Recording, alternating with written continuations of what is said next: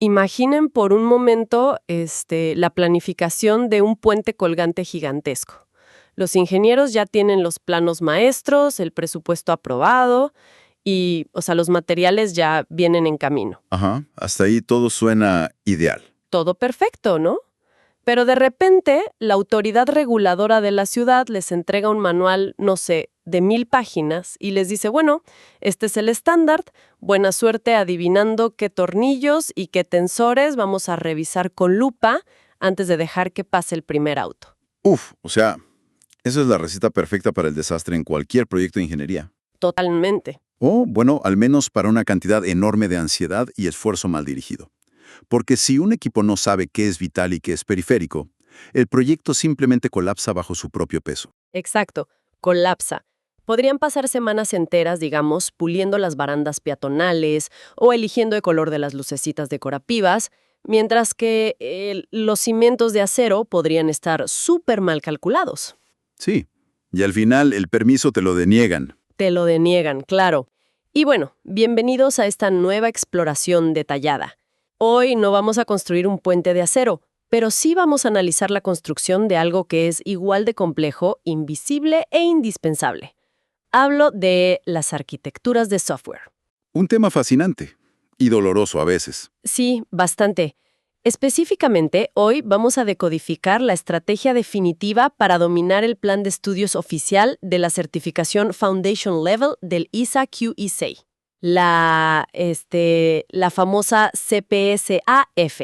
Y mira, el dilema del puente que planteaste al principio captura perfectamente el estado mental de, yo diría, la gran mayoría de los profesionales que se preparan para esta certificación. Me imagino con tanta información. Claro, o sea, tienen frente a sí un plan de estudios inmenso, un glosario con, no sé, cientos de términos técnicos, y sienten esa presión paralizante de tener que memorizar literalmente cada línea de texto del manual. Uf, sí, qué pesadilla. Ok, vamos a desempacar esto porque estudiar para una certificación técnica de este nivel, especialmente, ya sabes, para la gente que ya trabaja a tiempo completo, puede ser absolutamente abrumador. Sin duda. Pero la buena noticia es que al revisar el documento oficial del ISA-QB, queda clarísimo que no es solo una simple tabla de contenidos. Ajá. Escondido a simple vista, hay un sistema integrado. Es como una especie de plano arquitectónico del propio examen que le dice a cualquier candidato exactamente dónde debe invertir su energía y qué cosas puede dejar para después. Genial. Y bueno, tenemos sobre la mesa nuestras fuentes de hoy, que son el plan de estudios oficial, su material informativo y el glosario técnico. Así que nuestra misión hoy es puramente estratégica. Así es. Vamos a extraer y a analizar esa matriz de priorización para que cualquiera que se enfrente a este reto sepa exactamente cómo optimizar su tiempo. Pero bueno, antes de clavarnos en los patrones de diseño y todo eso, tenemos que entender las reglas del juego. Totalmente de acuerdo. No puedes jugar si no entiendes las reglas. Exacto. Entonces, ¿cómo clasifica exactamente el ISA-QB el peso de cada conocimiento? Pues mira, todo el documento orbita alrededor de un sistema de clasificación de 3 niveles. Y entender esto es, de verdad, la brújula absoluta para pasar. Ok, 3 niveles. Sí. El ISA-QB divide cada objetivo de aprendizaje, cada concepto, en 3 categorías de relevancia que llaman R1, R2 y R3. R1, R2 y R3. Suena no sé, como a un sistema de clasificación de urgencias en un hospital, ¿no? Como el triage cuando llega una ambulancia. Es una analogía súper precisa, de hecho. Empecemos por la categoría más crítica, o sea, el paciente que requiere atención inmediata, que sería R1. El código rojo. Ajá, bueno, más bien el código verde si lo vemos como un semáforo de estudio. En la nomenclatura del documento, R1 significa ser capaz de. Si un tema es R1, el candidato debe poder ejecutar esa habilidad de forma independiente. O sea, no basta con saberse la teoría de memoria. Para nada. Tienes que saber hacerlo. Y la garantía absoluta del plan de estudios es que los contenidos R1 van a estar en el examen, 100% seguro, sin excepciones, son el núcleo de todo. Claro, es la arteria principal. Si fallas en los temas R1, pues el paciente no sobrevive a la sala de urgencias. O bueno, en nuestro caso, el examen es un fracaso rotundo. Así de simple. Luego pasamos a la categoría R2, que ellos traducen como entender. Y aquí digamos que el requisito cognitivo desciende un escalón. Ok, ¿y qué significa entender en este contexto? Pues espera que la persona entienda estos conceptos en principio, que comprenda su mecánica y su propósito dentro de todo el ecosistema del software. Y el documento señala que estos temas pueden ser parte del examen. O sea, no es 100% seguro que aparezcan. Exacto. No hay garantía absoluta. Pero ignorarlos es un riesgo enorme. Claro. Sería como el paciente que llega a urgencias con una fractura, ¿no? O sea, no amenaza su vida en ese instante, pero definitivamente requiere atención seria para sanar bien. Sí, muy buen ejemplo. Y bueno, finalmente llegamos a la categoría R3, que el documento define como conocer. Y aquí es donde la fuente se vuelve un poco, digamos, críptica. A ver, críptica, ¿cómo? Explícitamente dicen que estos conceptos mejoran la comprensión general, dan motivación para el tema, pero que definitivamente no serán parte del examen. Cero. Espera. Aquí tengo que hacer una pausa y plantear una objeción genuina. Dime. Si los temas R3 están explícitamente fuera del examen, o sea, seguro no vienen, ¿por qué una Junta Internacional de Arquitectura siquiera los incluye en el plan oficial? Si el objetivo de alguien es sacar el certificado para, no sé, conseguir un ascenso, ¿no es una trampa gigante para hacerles perder el tiempo? Lo fascinante aquí es cómo esta aparente contradicción revela la verdadera filosofía del ICAQB. O sea, ellos no operan como una maquinita de imprimir diplomas. Ok. Están intentando forjar el criterio de un arquitecto de software real. Una persona con mentalidad de estudiante normal vería un tema R3 y lo tacharía de inmediato, para ahorrar tiempo. Pues sí, es lo que yo haría, la verdad. Claro, pero un buen arquitecto entiende que el conocimiento contextual es lo que le da sentido a la ejecución. O sea, los temas R3 tejen esa red que conecta la teoría abstracta con, pues, el caos del mundo real. Ah, o sea, te preparan para el lunes por la mañana en la oficina lidiando con problemas de verdad, no solo para el viernes en la tarde marcando casillas en el examen. Exactamente. Alguien podría memorizar perfecto cómo dibujar un diagrama de componentes, y eso es R1, es vital. Pero si no conoce el contexto de por qué ciertos sistemas fallaron en el pasado, que sería un R3, No va a saber defender ese diagrama en una junta, claro. tal cual. Su capacidad para argumentar frente a los directivos sería nula. El examen evalúa lo medible, pero la carrera profesional se sostiene sobre los 3 niveles. Esa distinción entre aprobar una prueba y dominar un oficio de verdad es súper importante. Entonces, usando esta brújula del triaje médico que dijimos, si miramos el plan de estudios general, hay un área masiva que acapara casi el 50% de todo el tiempo sugerido. Uf, sí, el monstruo del plan. Sí, estamos hablando del capítulo 2, que es el diseño y desarrollo de arquitecturas. El peso pesado indiscutible del documento, sin duda.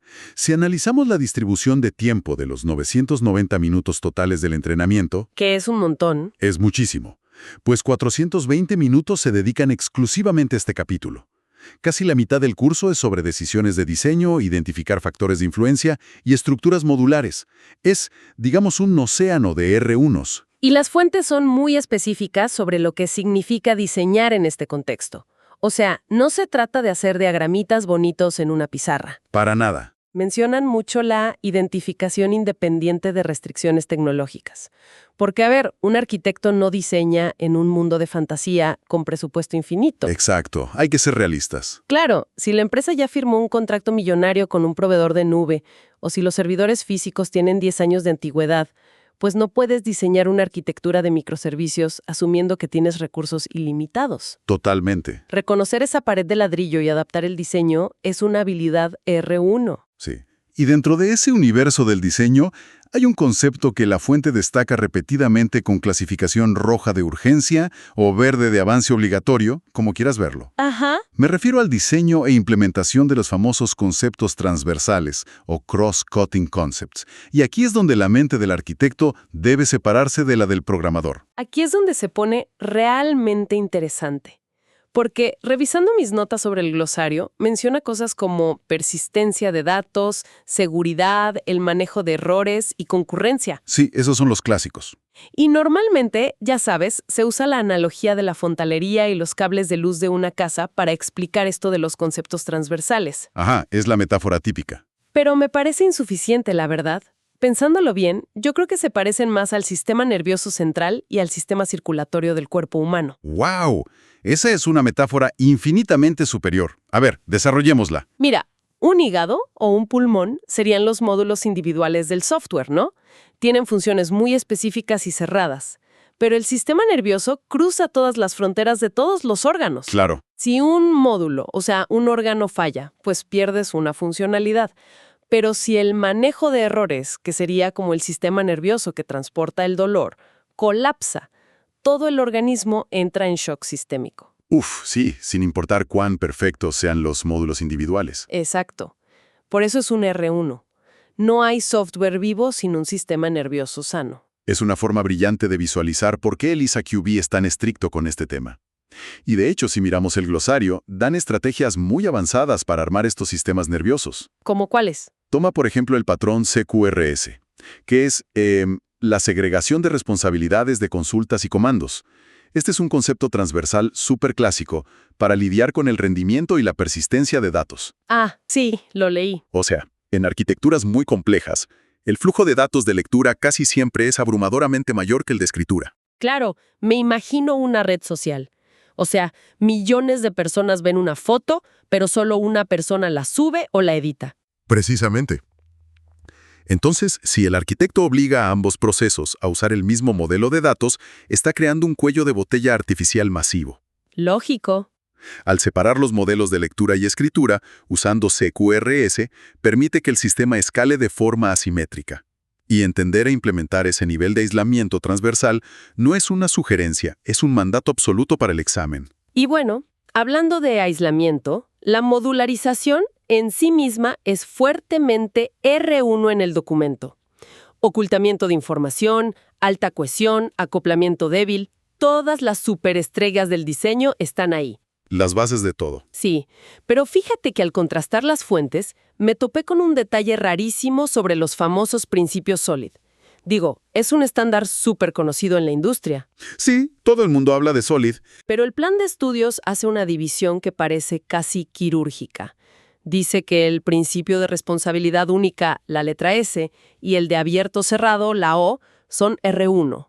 Pero clasifica el principio de sustitución de Liskov, la letra L, como un simple R3. Ajá, es un detalle muy curioso. Viendo esto, o sea, está el ICB-QB diciendo de forma encubierta que algunos principios SOLID son arquitectónicamente superiores a otros. Esa es una lectura analítica sumamente aguda, de verdad. Pero, mira, no es que consideren que Liskov sea inferior o inservible, para nada. Entonces, Lo que pasa es que la Junta está delineando las fronteras jurisdiccionales, digamos, entre un arquitecto de nivel fundacional y un desarrollador de software. Están marcando la cancha. a ver, explícame eso. ¿Por qué la responsabilidad única tiene el nivel máximo, R1, y Liskov se queda como un R3 que ni siquiera va a venir en el examen? Porque violar el principio de responsabilidad única tiene consecuencias sísmicas a nivel macro. Ok. Si un arquitecto deja que un solo módulo gigante controle la base de datos, las reglas de negocio y además la interfaz visual, está creando un agujero negro estructural. Un desastre. Sí.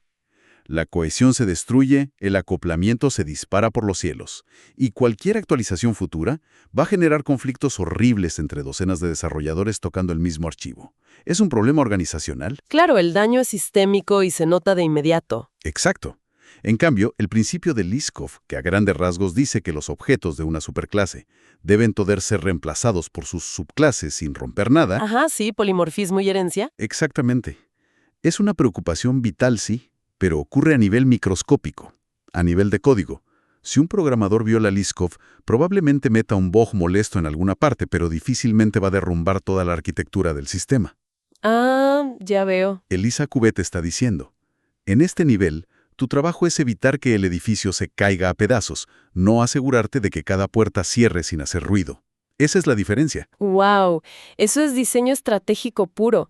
Literalmente dibujan la línea donde termina la preocupación macro del arquitecto y donde empieza el trabajo de trinchera del programador. Totalmente. Y bueno, eso nos empuja orgánicamente al siguiente gran bloque, porque un cerebro increíble no sirve de nada si no tiene cómo comunicarse. Y una arquitectura majestuosa que solo vive en la mente del arquitecto, pues es una alucinación, no es un proyecto. Así es, no sirve de nada si no se documenta. Y eso nos lleva a los capítulos 3 y 4, especificación, comunicación y evaluación de calidad. Y fíjate que es justo aquí donde la distribución de R1 y R2 da un giro súper interesante. A ver. Empecemos con especificación y comunicación.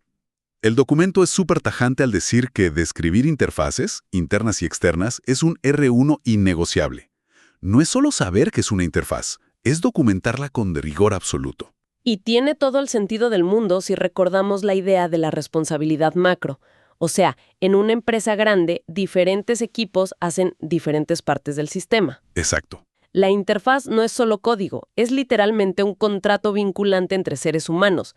Si las fronteras de ese contrato no son claras, pasa lo de la ley de Conway. Uy, la famosa ley de Conway. Sí, que el desorden en la comunicación de la empresa se refleja directamente en un software caótico y súper frágil. Esas cajas. Ajá. Además, el plan de estudios también eleva a nivel R1 la capacidad de explicar y documentar las decisiones arquitectónicas. O sea, tienes que poder defender con argumentos técnicos y de negocio por qué elegiste, no sé, microkernel en vez de eventos. Porque si no puedes convencer a los gerentes de finanzas o a tu equipo, tu arquitectura se muere antes de escribir el Hola Mundo. Tal cual. Pero luego, como decías, entramos al territorio del capítulo 4, el análisis de calidad. Y aquí las prioridades parecen mandar señales contradictorias. Sí, justo eso vi. Revisando el plan, casi todas las herramientas de evaluación de calidad, métricas, evaluación por escenarios, casi todo tiene la etiqueta R2. Amarilla, de entender pero no de ejecutar. Exacto. Entonces, siendo así como despiadadamente estratégicos con el tiempo, si alguien que nos escucha está a una semana del examen y va súper retrasado, debería simplemente darle una ojeada rápida a la calidad y regresar a invertir horas en los diagramas R1 del capítulo 2. Si conectamos esto con el panorama general de lo que exige el mundo real e incluso el examen, hacer eso sería un error fatal. ¿Por qué? Si es R2. Sería confundir el mapa con el territorio. Sí, es verdad que las fórmulas matemáticas súper específicas para calcular la mantenibilidad son R2. El examen no te va a pedir calcular eso a mano. Ok. Pero la calidad es el motor invisible que impulsa absolutamente todas las decisiones de diseño que sí son R1. O sea, no puedes construir una arquitectura funcional R1 si ni siquiera entiendes qué hace que un sistema sea robusto en primer lugar, que sería R2. Exactamente. El SAICAQB busca un pensamiento profundamente analítico. Quieren saber si puedes usar conceptos como rendimiento o seguridad para arreglar un cuello de botella. Claro. No les importa que repitas como loro la definición de eficiencia. Les importa que notes que un sistema que debe responder en milisegundos no puede tener ciertas latencias de red en su diseño. La calidad es lo que dicta si tu diseño es exitoso o no. Es la distinción clásica entre, no sé, saberte de memoria el manual de una llave inglesa y realmente saber usar esa llave para reparar una turbina en pleno vuelo. Muy buena analogía. Y bueno, hablando de cosas que no hace falta memorizar, llegamos a mi parte favorita de esta disección, porque tan importante como saber en qué enfocarse es saber qué ruido externo debemos ignorar por completo. Sí. La parálisis por análisis. Exacto, el sobreanálisis es el asesino silencioso de cualquier estudiante. Esto nos lleva a la sección que el plan de estudios llama fuera de alcance, out of scope. Esta sección es casi un acto de piedad por parte del ISKB. O sea, delimitan drásticamente lo que no te va a consumir ni un segundo en la prueba. ¿Cómo qué cosas? Son súper enfáticos. No van a pedir que escribas código en ningún lenguaje de programación específico. Cero evaluación de librerías o frameworks de moda. Uf, qué alivio. Y tampoco te van a evaluar sobre metodologías de gestión de proyectos tipo Scrum o Kanban. Eso queda totalmente fuera. E incluso van un poco más allá, porque delegan ciertas responsabilidades a otras certificaciones de forma súper directa. Sí. Por ejemplo, dicen que el análisis profundo de requerimientos es cosa del IREB y que las pruebas de control de calidad son territorio del ISTQB. Es una declaración de principios. Te están diciendo, mantengan el foco. Aquí solo evaluamos diseño estructural puro. Sí, y el ejemplo supremo de esto está en los últimos segmentos del curso.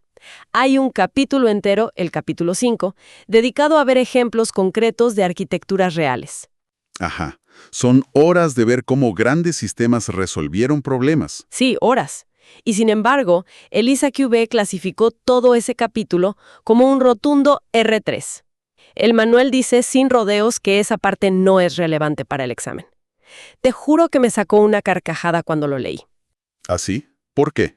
Porque es exactamente como el material adicional del director en un DVD. O sea, es fascinante si eres un purista del cine que quiere ver cómo hicieron los efectos especiales, Claro. pero es absolutamente innecesario si lo único que necesitas es entender de qué trata la película. Estratégicamente, si faltan 48 horas para tu examen, abrir el capítulo 5 es puro sabotaje. Totalmente de acuerdo. Es un complemento valiosísimo para madurar a largo plazo.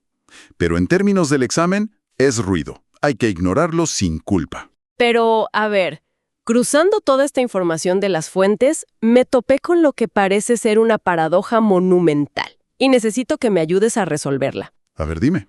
El documento informativo dice que, como prerequisito muy recomendado para el curso, los estudiantes deben tener más de 18 meses de experiencia práctica desarrollando software en equipo. Ajá, así es. Y piden conocimiento previo de programación y sistemas distribuidos. Pero hace 3 minutos dijimos que la programación, los lenguajes y todo el código están estrictamente fuera de alcance. Sí. ¿No es una contradicción enorme?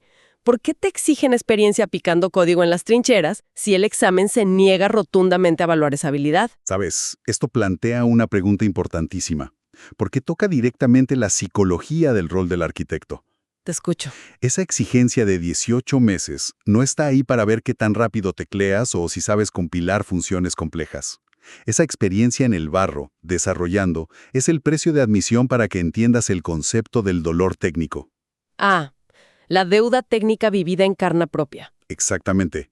Un profesional no puede apreciar de verdad el inmenso valor de la alta cohesión o del bajo acoplamiento si nunca ha tenido que pasar un fin de semana entero, sin dormir, intentando desenredar un código espantoso escrito hace 5 años. Sí, de esos códigos donde arreglas el color de un botón y misteriosamente se borra la base de datos. Tal cual. La experiencia empírica es lo que te da la empatía y el contexto del problema estructural. Es imposible temerle al fuego si nunca te has quemado. Esa es la metáfora precisa. El nivel Foundation del ICSQB marca una transición que suele ser dolorosa. Pasar de ser un desarrollador táctico a un estratega arquitectónico. Es casi un rito de iniciación. Claro. Ellos evalúan tu capacidad de abstracción, tu habilidad para gobernar interacciones masivas de sistemas. No le evalúan tu sintaxis porque asumen que ya sobreviviste esa fase, y ahora tu mente tiene que ver más allá del archivo de texto. Es como exigirle a un director de orquesta que sepa tocar un instrumento. O sea, no significa que se vaya a sentar a tocar el violonchelo a mitad del concierto. Muy cierto. Pero si no conoce la dificultad física, no sé, la respiración que necesita cada músico, le sería imposible coordinar una obra maestra con 100 personas al mismo tiempo. Esa experiencia es lo que fundamenta el liderazgo. Y así es exactamente como se forja un verdadero profesional bajo el estándar ICSQB. Uf, ha sido una deconstrucción súper profunda y táctica. Vamos a cristalizar la estrategia para quienes nos escuchan y tienen el examen en la mira. Me parece perfecto, un resumen táctico. El método está claro. Primero, usen el sistema de triage R1, R2 y R3 con una frialdad clínica, siempre priorizando lo que deben saber hacer de forma autónoma. Segundo, dediquen al menos la mitad de su esfuerzo al capítulo 2. Dominen los patrones de diseño y los conceptos transversales, entendiendo su impacto global. Tercero, asimilen que documentar interfaces y entender la calidad, esos capítulos 3 y 4 no son pura teoría, son los contratos que sostienen al ecosistema. Y cuarto, tengan la disciplina táctica de ignorar el ruido. Sí, eviten el nivel microscópico del código y sáltense el capítulo 5 si tienen el tiempo encima. Esa es la matriz de priorización definitiva. Quien internalice esto, pues transforma un documento intimidante en un mapa directo al éxito. Pero bueno, para ir cerrando esta inmersión, hay un último elemento que quiero dejar por ahí como una idea provocativa que la fuente menciona de pasadita, pero que pesa muchísimo. A ver, suéltala. El plan señala que las decisiones de diseño a menudo son el origen de nuevos requisitos y de restricciones organizacionales súper inéditas. O sea, el diseño no es algo pasivo, altera su entorno. Altera por completo cómo se organiza la empresa a nivel humano, sin duda. Entonces, la gran pregunta que les dejo es, más allá de usar este código secreto para pasar un examen un martes por la tarde, ¿cómo podría esta transformación mental, este salto de ver líneas de código a ver gigantescos bloques estructurales, redefinir la forma en que trabajan mañana mismo? Es una reflexión muy profunda. Porque es muy probable que la verdadera certificación ocurra de forma silenciosa, al cambiar irrevocablemente cómo piensan, muchísimo antes de que el diploma oficial les llegue por correo. Y esa nueva perspectiva, esa capacidad de ver todo el tablero y anticipar movimientos, es el momento exacto en el que de verdad nace el arquitecto. El examen es solo la formalidad de una evolución que ya pasó. ¡Qué gran concepto para llevarnos hoy! Una vez que entiendes la filosofía oculta en el manual del inspector, pues planificar ese puente inmenso deja de ser aterrador y se vuelve el ejercicio estratégico que siempre debió ser. Gracias por acompañarnos en este análisis, nos vemos en la próxima.